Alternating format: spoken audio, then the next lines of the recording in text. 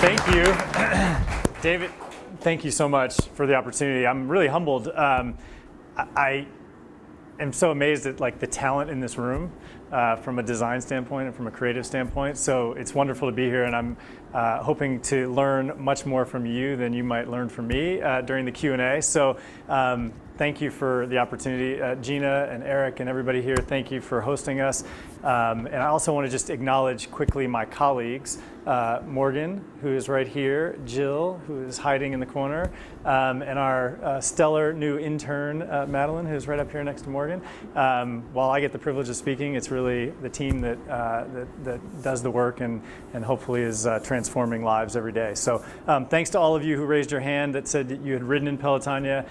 For all of those who have yet to ride in Pelotonia, I thank you as well, because there's still time this year, next year, whatever. We're not going anywhere. But I thought what I'd do today is share some thoughts on a topic that I'm really passionate about, that really is all about how to build community and how to design for community. And ultimately, Pelotonia is one example of how you can bring people together to tackle something that none of us could ever do on our own. And I think I'll share a little bit about that as well. But I want to start by just talking about sort of this belief that I have that communities are the lifeblood of humanity. None of us can exist in a vacuum. In our daily lives, we're all searching for people and opportunities to interact with others to accomplish things, whether they be personal or professional, et cetera. And we'll talk a little bit more about that in a minute. And so I'm amazed because we are, as individuals, more connected today than we ever have been in the history of humanity. And I put connected in quotes, right? So how many people, since you've been here, have communicated with somebody or posted something or looked at your device just in the last hour? I mean, almost all of us. Those of you who have not, congratulations. That's amazing. And so the question is,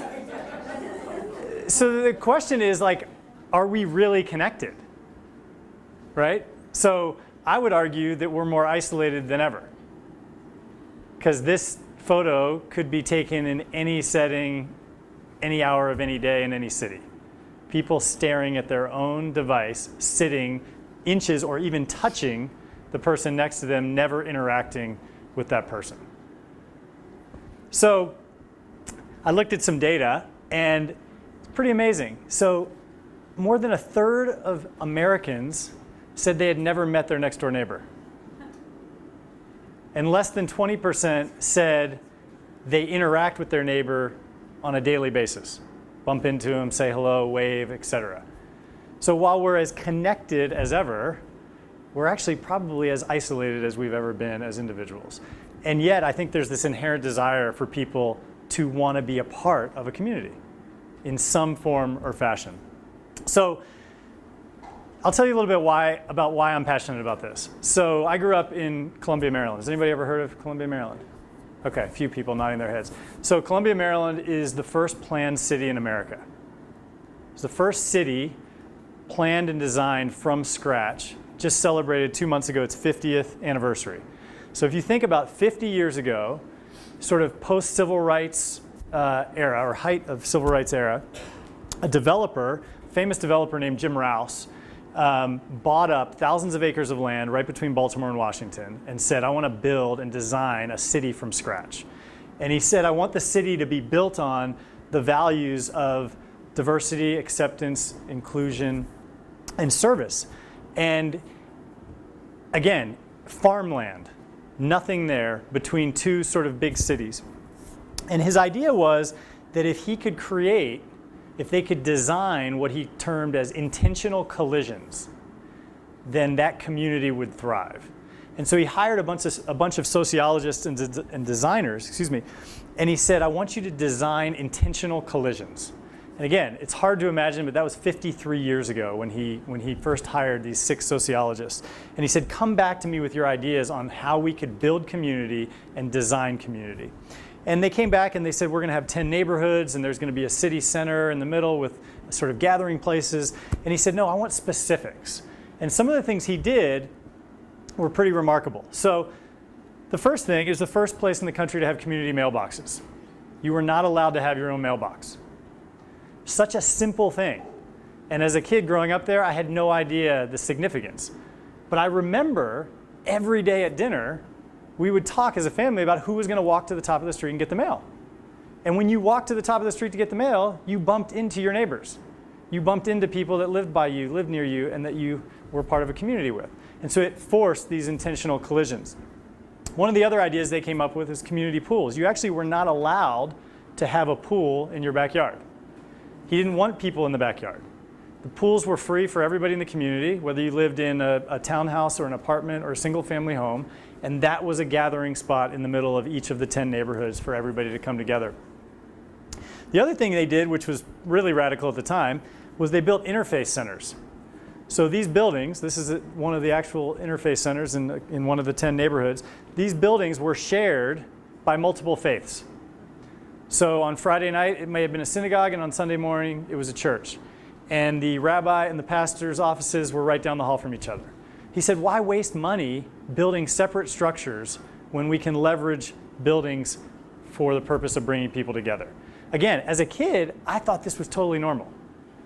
It wasn't until I went off to college that I realized that I had grown up in sort of a weird place. Now, it's not as weird as you think, and a lot of people immediately start thinking about like the Jim Carrey movie and like all this stuff. It was not that. It was not that kind of place, but it was different, and it wasn't really again until going to college that I realized that it was unique. And the reason I realized that is that I went to school with my two best friends from growing up.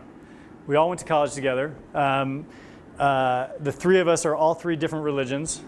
My two best friends are both black, and we all went to public school together. And when we got to college, miles and miles away from where we grew up, people said, wait a minute, you guys grew up together? You lived in the same neighborhood? You went to public school together, all different religions, and people couldn't imagine. And it was the first time that we all looked at each other and said, maybe this experiment that Jim Rouse had actually worked. Maybe it did allow for people to interact in a really different way that fostered diversity and inclusion. And so about a year after going to college, as David mentioned, I was diagnosed with cancer. And it was right between my freshman and sophomore year. And I realized through that experience where, nobody ever expects to be diagnosed with cancer, but much less at 19. And I realized at that time that I sort of had everything, right? So I had incredible parents, we had insurance. I sort of had everything you think you need to go through that type of experience. And yet, the one thing that was missing was finding other people my age who had experienced the disease. So some community of people who could say, hey, I've been there, I understand what you're going through psychosocially or emotionally or physically. And that's what was missing. And it brought me back to this idea that like community is probably the most valuable thing that any of us could have in our lives, no matter what we're dealing with. And those communities are varied, right? So they could be athletic, they could be service-oriented, they could be religious, they could be philanthropic, business, athletic. Again, communities come in all shapes and sizes. But I really do believe that at the basic level, we're all searching for groups to be a part of. And so I'm going to tell you just a couple quick stories. David mentioned that I had the privilege of working at an organization called Livestrong, and some of you may have remembered this yellow wristband that was launched years ago. And I'll tell you just a couple stories about it because I think from a design perspective and from a community building perspective, there's some lessons to be learned in hindsight. So first and foremost, when this idea was pitched, Nike came to us and said, we're gonna make a yellow wristband, and we want it to be worn by people around the world who have had cancer or who have a family member or a loved one with cancer. And we sort of heard the idea and we said, that's a terrible idea. I mean, literally, I remember where I was sitting, and I thought to myself, as a cancer survivor, I thought, I don't think that people will wear something that outwardly sort of shows people around them that they have sort of had this disease or have an affinity for this disease. This was years and years ago. And at the time, they pitched us this idea of a yellow wristband that would say Carpe Diem on it. And that was sort of a motto that they wanted to promote. And we said, we don't really like that. We don't really think it's relevant. We're not sure it's going to work. And they came back about a month later and they said, hey, we saw that you have a program called Livestrong. What if we took that brand and put it on the yellow wristband? And we still thought it was a terrible idea, but it was getting better. And the reason we thought it was better was that Livestrong as a brand was created through focus groups with cancer survivors. And we were starting an educational program in 2002, a website with stories of survivors, and we were trying to figure out a name for it. So we hired a firm to go out and do these focus groups. And they came back and they gave us 10 names and 10 designs for logos. And they were all terrible. I mean, literally terrible. I mean, and so we took, I mean, it was shocking. We had nine employees at the time. This was in 2002, and they put out 10 boards with designs and brands on them. And again, it was this program for cancer survivors, and they said, we want you to vote. And so of the 9 people, 6 of the 9 voted for one of the 10. And we said, okay, we'll take it to our board and see if they like it. We took it to the board, and the board laughed. They said, we can't put that on this program. And so we told this firm, we said, hey, can you go back and do more focus groups? And they did. And they came back and they said, we think we figured it out. And we said, what is it? And they said, it's Livestrong. And we said, well, why are you so sure that you figured it out? And they said something I'll never forget. They said, because 50% of the people in the focus group loved it and 50% hated it. And I was really young at the time and I was pretty naive and I thought, well, that does not sound very good if 50% of the people hate it. And they said, you're missing the point. They said, people are so passionate about it that they were willing to engage and share their thoughts in a way that we think will drive conversation. And we said, okay. And I said, well, why did people like it and why did people hate it? And they said the people that liked it loved it because it was what they aspired to do post-cancer. They aspired to have a healthy quality of life. The people who hated it said, how dare you tell me how to live my life? Don't project what you think I should be doing sort of on me. So long story short, one of the reasons why I think this was successful was that it came from a brand perspective from these very in-depth focus groups with cancer survivors. This was not a brand that Nike said, hey, let's throw this on a wristband. And the other thing I think was successful was that no one ever told you to buy one. There was never an advertisement. There was never, it just happened. And so a lot of times people will say to me, well, what's the next wristband idea? And I always say, you are wasting your time if you're sitting around thinking, because these things, they have to be designed, but you never know the impact until you try something. So an idea that we thought was terrible ended up being, in many ways, and I always say this and people think it's controversial, but in many ways, one of the first forms of social media. Think about it. Social media doesn't mean technology. We all think that now. This launched a month before Facebook launched. And the reason I say it was social media is because every time you saw somebody wearing one, you would ask them why they were wearing it. And they would tell you their story. And the biggest impact that it had was getting people to talk with one another and bringing people together in community. And there are tons of other stories that I could share, but you know, when the Dalai Lama showed up with one at some point, that we knew we were onto something way bigger than cancer. But you had athletes and politicians. I mean, all these things that we could have never imagined when this idea was pitched. And I think, again, part of it was that people want to be a part of something bigger. And so many people, unfortunately, are touched by this disease that it was a way to bring people together. And you know, David mentioned that I moved from Austin. And I will tell you, one of the driving forces for us making the decision to come to Columbus was that the Pelotonia team and my predecessors and my colleagues have created a brand and a design that symbolizes so much more than a bike ride or so much more than a cancer nonprofit organization. And there's some things that, you know, we hold to be sort of critical in the way that we operate. One is that the green arrow has to be pointing to the right. I mean, you can ask Morgan or Jill, I mean, if they go into the parking garage after this talk and they see a car magnet on a car and it's not pointing to the right, they will move it, okay? I don't know if that's legal or not, but they will move it. And that's because it's all about forward progress. It's all about momentum. And we are very fortunate, and again, I give credit to my predecessors for this, because intentional design and brand building is critical whether you're in a for-profit business or a nonprofit business. And unfortunately, too often in the social space or in the nonprofit space, we don't have the resources, or we don't take the time to design and plan to build a brand. And so, if Pelotonia's name was the bike ride around Columbus, it wouldn't have been that appealing to me, okay? And if we didn't have this strong, iconic mark that we think can go way beyond just a bike ride in Columbus, I'm not sure that I would have made the move. But I've never seen in my life of 20 years of doing this type of work, I've never seen a more engaged, more philanthropic, more committed place than Columbus, Ohio. And I can say wholeheartedly, Pelotonia would not be as successful had it been launched in another city. And that's for a whole number of reasons, but not the least of which is the creative community, the design, and the brand that's been built, and the pride associated with the organization here.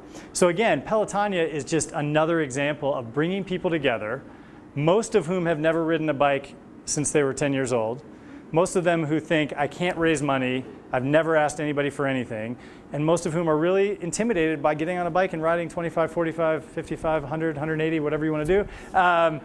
And yet they do it.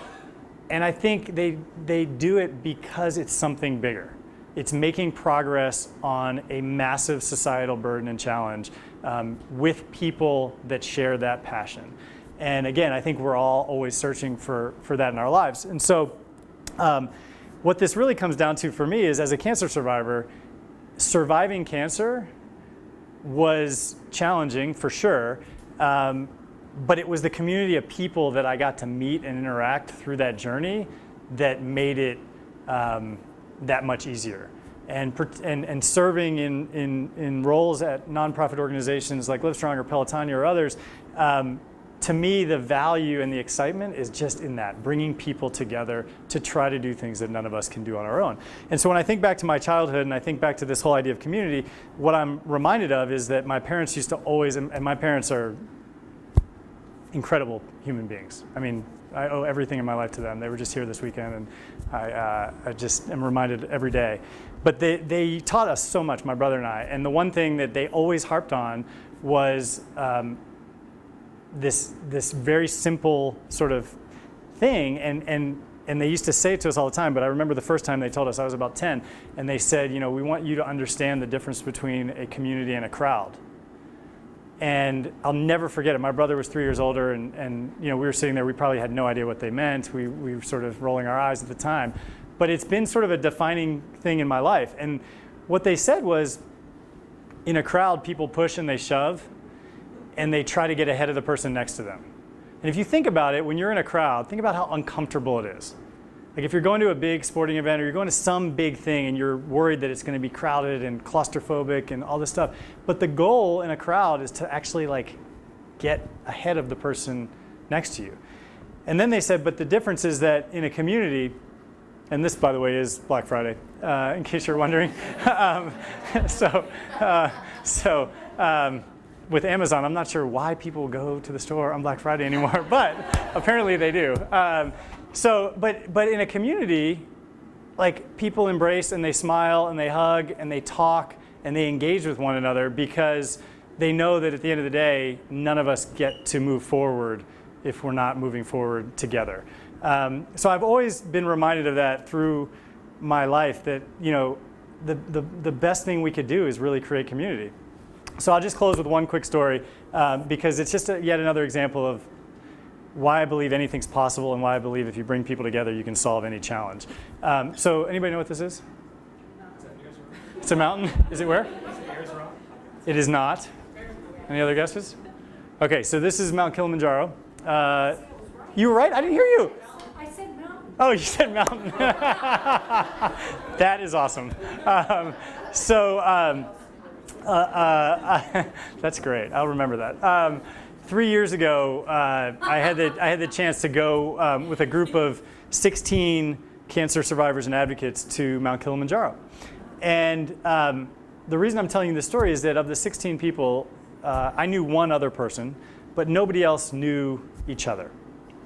And we were going to try to climb this mountain. And when we got there, we had a guide from Colorado. It was this amazing guide, one of the top American mountain climbers in the world. And he sat everybody down in this hotel by the airport in Tanzania. And we were all jet lagged and exhausted, and none of us had ever done anything like this. And he said, I want to ask you a question. And he said, do you want to climb this mountain together as 16 people, or do you want to divide up into a fast group and a slow group?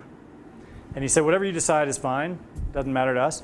It was he and another guide who actually is coming to ride Pelotonia this year.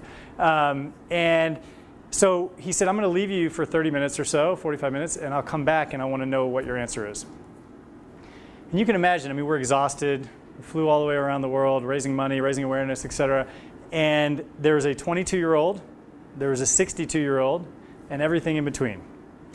And so we're sitting there and we're all like sizing each other up, you know, like, I mean, frankly, I'll be honest, I didn't fly all the way over there to, you know, not make it to the top. But yet I didn't know how hard it was going to be either.